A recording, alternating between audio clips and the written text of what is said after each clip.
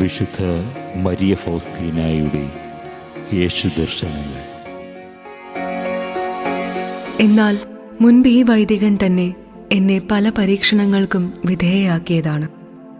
കർത്താവ് എന്നോട് ചില കാര്യങ്ങൾ ചെയ്യാൻ, അതായത് ചിത്രത്തിൻ്റെ പെയിന്റിംഗ്, ദൈവകരുണയുടെ തിരുനാൾ സ്ഥാപിക്കൽ, പുതിയ സഭാസമൂഹത്തിൻ്റെ സ്ഥാപനം എന്നിവ ചെയ്യാൻ ആവശ്യപ്പെട്ടിട്ടുണ്ടെന്ന് ഞാൻ അദ്ദേഹത്തോട് പറഞ്ഞപ്പോൾ അദ്ദേഹം എന്നെ നോക്കി ചിരിച്ചുകൊണ്ട് വൈകിട്ട് 8 മണിക്ക് കുമ്പസാരിക്കാൻ വരാൻ പറഞ്ഞു. ഞാൻ 8 മണിക്ക് ചെന്നപ്പോൾ ഒരു സഹോദരൻ പള്ളിയുടെ വാതിലുകൾ അടയ്ക്കുകയായിരുന്നു. ആ സമയത്ത് വരാൻ അച്ഛൻ എന്നോട് ആവശ്യപ്പെട്ടിട്ടുണ്ടെന്നും ഞാൻ വന്നിട്ടുണ്ടെന്ന് അച്ഛനെ അറിയിക്കണമെന്നും പറഞ്ഞപ്പോൾ ആ നല്ല സഹോദരൻ അത് പറയാനായിപ്പോയി. വൈദികർ ആ സമയത്ത് കുമ്പസാരിപ്പിക്കുകയില്ലെന്ന് പറഞ്ഞ് അച്ഛൻ അയാളെ തിരിച്ചയച്ചു. ഞാൻ വെറും കൈയോടെ മടങ്ങിപ്പോന്നു. അദ്ദേഹത്തിൻ്റെ അടുക്കൽ കുമ്പസാരിക്കാൻ വീണ്ടും ഞാൻ പോയില്ല.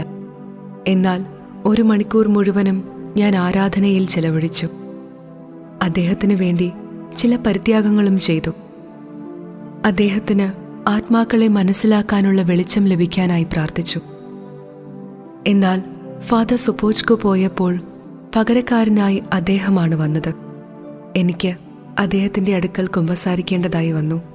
എന്നാൽ മുൻപ് എൻ്റെ ആന്തരിക പ്രചോദനങ്ങളെ അംഗീകരിക്കാൻ വിസമ്മതിച്ചിരുന്ന അദ്ദേഹം അവയോട് വിശ്വസ്തത കാണിക്കാൻ എന്നെ കടപ്പെടുത്തി.